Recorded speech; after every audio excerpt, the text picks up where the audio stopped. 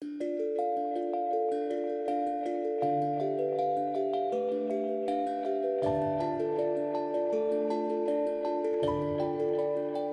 my friends, and welcome back to the Neurodiverging podcast. My name is Danielle Sullivan. I am your host. I am the founder of Neurodiverging Coaching, a sliding scale coaching practice, online coaching practice for neurodivergent folks. We support all kinds of people worldwide. I'm really proud of it. If you're interested, please go learn more at neurodiverging.com.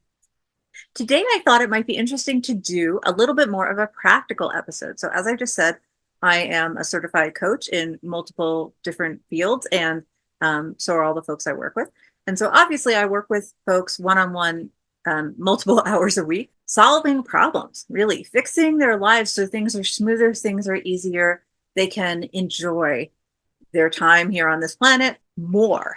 And I thought it might be helpful to bring some of these tips and techniques that work for some clients into the podcast so you can try some stuff out and see if it helps your lives day to day. So today we're going to be working on open house and closed house routines, how to set them up if you hate routines, and what they should encompass and what they should not.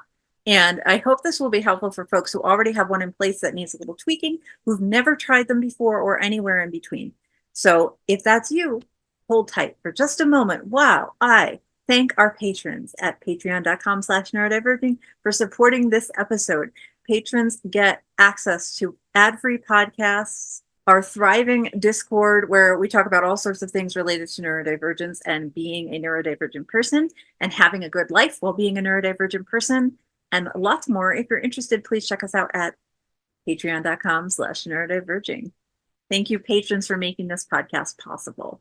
So for the purposes of this podcast, I'm going to call these open and closed routines. If you hate the word routine, I am with you. Use the word rhythm, pattern, cycles, opportunities. You do you. Lists, you can just use open and closed lists. Do what works for you, right? I'm giving you full permission to take this concept and rip it to bits and re-put it together so it works for you. So I am somebody who works as an executive function coach who has extremely poor executive functioning skills personally. I have created systems that support me that work relatively well altogether, but most of my systems are outside my own brain. Supporting executive function is partly about skills development, about getting the executive function skill you have to the highest point, the strongest point it can be, but also recognizing that some of us are just never going to be very highly skilled with executive function stuff, and that's fine. And we can offload some of that function onto scaffolding. That can be other people or systems or things outside of our own brains where we put things. For example, if you have a scheduling book, if you have a calendar on your phone, if you have alarms set up, those are examples of scaffolding. You have taken something and put it outside of your own brain and into your environment in some way so that it can support you to do the tasks you need to do, right? That's executive function scaffolding. So now the open and closed systems are examples of ways that we can scaffold to support ourselves in who we want to be.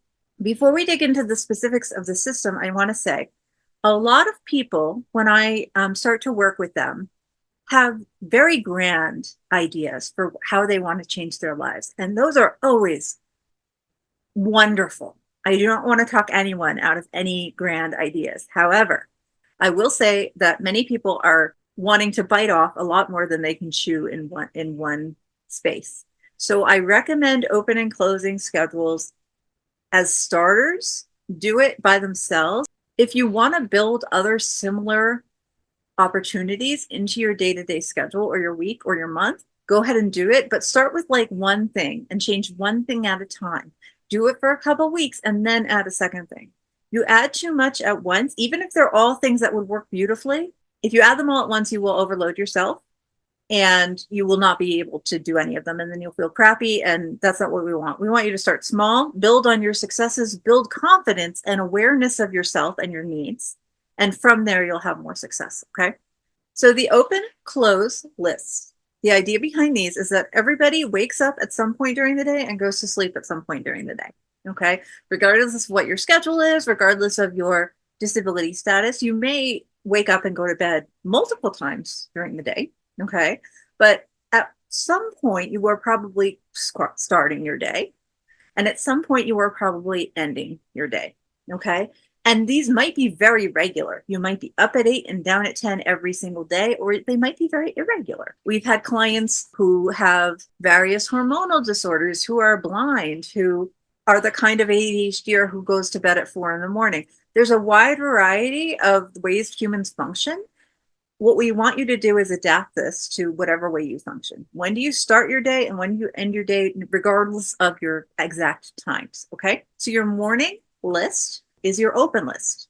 Okay. This is when you get up, what are the things that you need to do to start your day off well? What I'll say is it doesn't need to be to start your day off perfectly, right? We're not going to get up and run for 20 miles unless you have a history of that going well. What we're looking for is what do you need to do first thing in the morning or within a couple hours after you wake up to make your day go well. I'm going to use myself as an example. Different people do this differently. So my open house time is generally from 8 a.m. to 10 a.m. This gives me a lot of flexibility on when I do these tasks, what order I do them in, how I do them. And sometimes I'll tell you what, I don't actually do them between 8 and 10 a.m. Sometimes they're all done before 8 even rolls around. Sometimes they get done at noon. But the point is that I can't check this cluster of tasks off my list for the day until all of them are done. And so on my calendar, I have a little Google task thing pop up every day at 8 a.m. I have 2 hours to do this cluster of tasks. These are my open house tasks. If you've ever been in the hospitality industry, right? This is what you do right when you get in the morning to get everything ready for the day before your customers come in. The specific open house tasks that you choose to be on your list will vary widely from client to client. Some people need a lot of them, but I recommend keeping it relatively short, like 3 to 5 tasks on your open house list. These are just what absolutely must happen. And if you have things you want that you can make optional, that's fine. But they should be optional because there will be days, if you give yourself 30 things to do, you're not going to do 30 of them. I have 5 and sometimes I only do 3 of them. I'm just being frank with you. Because you will have days that your energy is low or your PDA is really kicking in or you're sad or something happens and you just can't get it done, right? So you want this list to be the necessities, but also a little flexible. My open house list says, 1, read for joy, because reading in the morning really helps me set my day off well. And so I include it. 2, coffee and food. I've lumped those 2 together because for me, I'll have food while I drink coffee. You can decide if you would be somebody who wants those separate. But for me, I will do better if I have a little bit of coffee and I have something to eat in the morning. Even if I'm not usually hungry in the morning, but I know from long practice that if I eat just a little bit in the morning, I will feel better and then I'll be able to eat more later. So it's important to me to remind myself to eat in the morning or I just won't do it because I don't have that hunger cue. 3rd, dishes. Dishes is optional for me. In most cases, if I can load the dishwasher in the morning and run it in the morning, it will set off our day better, right? Honestly, in a perfect world, I would load the dishwasher in the evening and run it overnight and then wake up in the morning with clean dishes. But I usually am not capable of handling the sensory overwhelm of dishes at night. And so what I do instead is I load them in the morning and I run them while I'm awake. And it's better to have them. It's better to have them. Now, do sometimes I can't handle the dishes in the morning? Because again, they're a sensory nightmare for me most days. Sometimes I can't handle them in the morning and they might sit there for a day or 2. I'll be completely frank. They are recommended, but optional, right? So it's okay to have a couple of those on your list. What basically the list is for is to remind you of what you thought, past you thought would work. And then you can always decide, actually, current me can't handle that right now. They're just suggestions. They're opportunities. They're not dictatorial. Okay. 3rd is dishes. 4th, I have prep for daily food and housework. For me, this just means look at my meal plan for the day. Thaw anything that needs to be thawed, move anything from the fridge to the counter, do anything I need to do to be prepared for my meal plan. I will have already done the pre-work of creating the meal plan and going to the grocery store as a separate task on a separate thing, right? So this task for me isn't about any of that, like creation of meal plan, sourcing ingredient stuff. It's literally just, what are you eating today? What are you feeding your children today? and you need to do anything to get that moving, right? Maybe I have some bread dough that needs to go rise. Maybe I have some fruit I need to wash. Maybe I need to chop something up. Maybe I have nothing. I have nothing to do that day. Okay.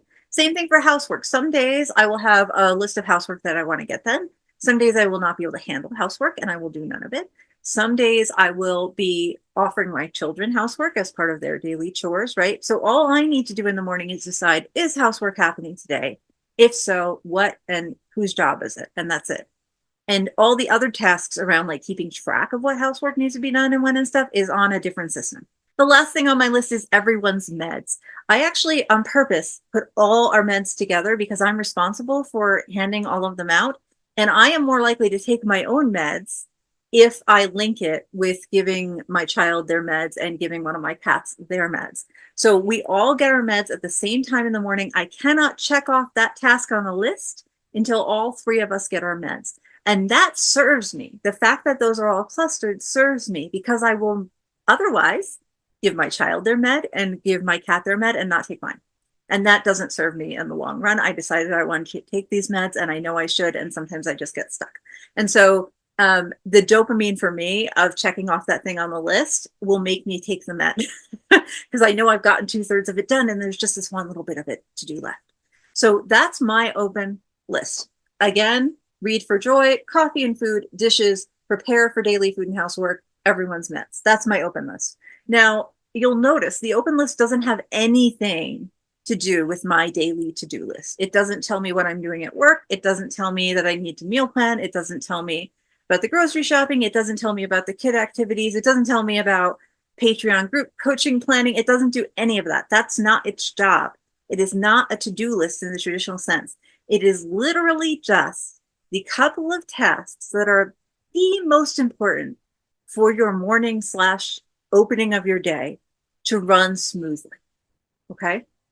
And again, different people will have different things on it. I would suggest not putting things on it, like brushing your teeth or going to the bathroom, or I would suggest not putting lots of things, like don't heft it. Don't make it a heavy list. Just the very basic things you want to do. Because realistically, okay, ideally, we want to brush our teeth for long-term health reasons, right? And also, if you don't brush your teeth, you're going to be fine, right? If you don't make your bed, you're going to be fine. For most people, you got to take this and meld it for yourself. But I'm just saying, for most people, you don't make your bed, you're going to be fine. You don't take your 20-mile run, you're going to be fine, right? There are other things that you can do that would be as contributive to your overall wellness and health as those specific things would be, right? Over the long term. Okay. So I would suggest not putting those on your open list. If you're working on walking every day, if you're working on practicing brushing your teeth daily, if you're working on making your bed, that is incredible and you should do that, but it should not be on your open list until it's something that you can do relatively easily once you're reminded of it. Okay. It should be its own separate thing with its own separate scaffolding. And that is something like we would support in coaching because it's so individual to every single person in every kind of brain. Okay. So that's how an open house list works. You isolate what are things I can already do that I do mostly already do, but sometimes I forget. But if I did them every day, oh, it would run so much more smoothly, right? For me, that's food, drink, meds, and making sure I can feed my kids all day without like having a panic attack over it, right? Those are all things I basically know how to do, but sometimes I need help remembering to do them, right? And so I'll do it. I will say probably 3 times a week, maybe 4. I do everything on the list except give myself meds. I give the cat meds, I give my child meds, and I forget myself. I, eat my breakfast and have coffee. I set up the food. I do all the things. I just forget my meds. And what will happen is that list stays open on my phone until I check it off. So until I check it off, I'll keep seeing take your meds, take your meds, take your meds. And that means because I want to check it off because it's like helpful for me to do so, I will eventually go, I have to get them, and I'll get them and I'll be able to check that off. Now, some people, the check off is not enough of a reward, and that's fine. So you get a Hershey's Kiss when you check it off, right? You have your partner give you a compliment when you check it off. You tell your kids you love them when you check it off. Like you do something that makes it like a little bit special and a little bit nice that motivates you to do it. And that's again, something like that can be different for every single person. Okay. So that's the open house list. Now let's talk about the closed house list. In most ways, the closed house list functions almost exactly the same. It is not a to-do list in the sense of what else is happening this specific day. It is just the tasks you need to feel comfortable turning offline for the night, however you do that, right? So for me, I'm a parent and I'm a business owner. Those are kind of my two major identities besides like my own self, being a human. In the evening, when I'm done with my day, I want to sort of log off from my my identities as a parent and as a business owner and just be me, just be like personal time Danielle, right? And so in order for me to feel comfortable doing that, I've developed this closed list that supports my ability to be like, okay, these 5 things are done. Now I'm off. I'm not on the clock anymore. I am relaxing. I'm doing my own thing. I am not like, I shouldn't be doing anything else. I don't need to be doing anything else. Here is my close list. 1, clear the counters. I usually do this, but it's optional. It does really help me the next morning to wake up and have clear counters. It's supportive enough that it went on this list daily. Some days I can't handle it. I don't clear the counters. 2, I lock the doors. My kids leave them unlocked. Sometimes my cats speak of the black devil and he will appear. Can you go lay down? Thank you, good boy.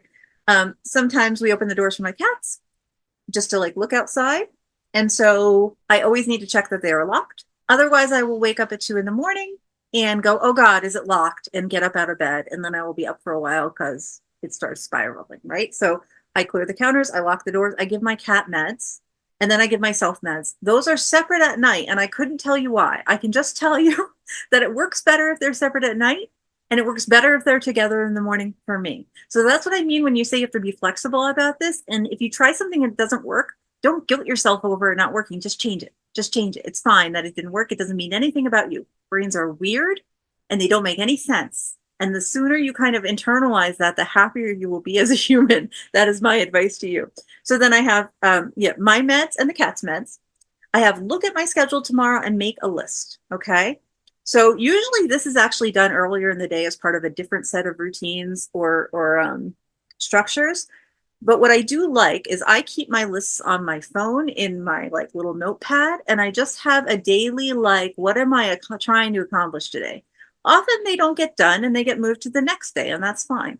At nighttime, I like to just lay down and look at what's left over from today and say, okay, is that tomorrow's task or the day after or the day after, or actually I can put it next month. So just move everything where it needs to go. And that way for me, I know what tomorrow looks like when I go to bed in the evening, barring disaster, emergency, somebody's sick kind of thing, right? That helps me feel confident and calm for the next day and like I can kind of log off for the day. Not everyone needs to do that. Some people wake up in the morning and make their lists then. Some people function without lists. Again, executive dysfunction mess over here. I don't know how people do that, but people do, right? So do what works for you. And then the last thing on my close list is to set my alarms for the morning. I'll be very upfront. I have a big defiance thing about having to get up early in the morning. I actually sleep in past my kids and have since they were like 4. I taught them how to use the microwave for breakfast. I put cereal on the table and I sleep until I want to sleep. In most cases, I do not use an alarm in the morning. I get up when I want to get up because if I set my alarm early, I will annoyingly lay in bed till 10 minutes before my meeting and then be running to get there. And I know it harms me and I still do it. And that's just brains. So what I do now is in most cases, I don't start meetings till 10 unless I absolutely have to. And I give myself time to get up when I feel like it, read for joy, as was on my open list, and just kind of like have my morning. And then I start shift, kind of at 10 and then have a lunch break. And then I go till later. And that works for me. So for me, I do want to check every morning though, are my alarms set? Okay. So do I need a morning alarm? Do I need an alarm for a child activity? So I've just done my to-do list, right? I've just looked at my to-do list for the next day. So maybe I know a kid has OT. So I have an alarm in my phone that I can turn on to remind me an hour before OT so I can prep everybody, right? Do I need to pick a child up? I have an alarm in my phone that I can turn on the night before so that I will be ready to pick that child up the next day, right? So the alarms are their own scaffolding that, again, has already been set up, is not part of this process. It has already been set up for me, but all I have to do for closed house is turn those relevant alarms on or off as is needed that day. Okay. So that's my closed house list. So the reason I thought this might be helpful is not so much to show you like what I do for open and close, because like I said, I don't think you can try just my list and tell me how it goes. But I think for most cases, you're going to need to make your own open house list and your own closed house list. But what I hope it does is sort of highlight how we can chunk things out more to help those of us with executive dysfunction. How instead of making yourself a giant to-do list for the day, what if you just have an open house list and a closed house list, and then everything else gets its own chunks? And we build up to that over time, right? But you can hear, I hope, that many of my structures are distinct from one another. My to-do list is distinct from my alarms, is distinct from my open close. It's not a lot to keep track of, really, because I'm looking at my alarms literally every day. I'm looking at my grocery list once a week. I'm looking at my meal plans once a week when I do it. Like, so everything's interconnected, and I'll be reminded of all the moving bits because I touch them very often. But the open house, closed house lists just make sure that everyone is fed, medicated, slept, and up on time. That's literally what they do. And that I've read because I need to read, right? So I hope this will help you think through if these kinds of tactics would be helpful for you, either for an open, closed house list or for something similar, where you can chunk some related tasks together by time and be able to build them into a cycle that works for you. Thanks so much for being here with me today. I hope that was helpful. If you want more episodes like this that are really tactical and strategic, let me know. Like and subscribe, leave a comment, or email me at contact@neurodiverging.com. Please also know that we have a free mailing list with a free booklet on managing sensory overwhelm that you can get by going to the website and signing up. And we send once a week emails with information like this pretty often, and we have posts on our website about it too. We would like to help support you with strategies that work for you, whether you are a coaching client or not, right? So please come sign up for that email if you're called to, or join us on Patreon at patreon.com/neurodiverging, where I do group coaching, where I can help you individually with whatever's going on for you. Thanks so much to my patrons for supporting this podcast again. And please remember, we are all in this together. Bye.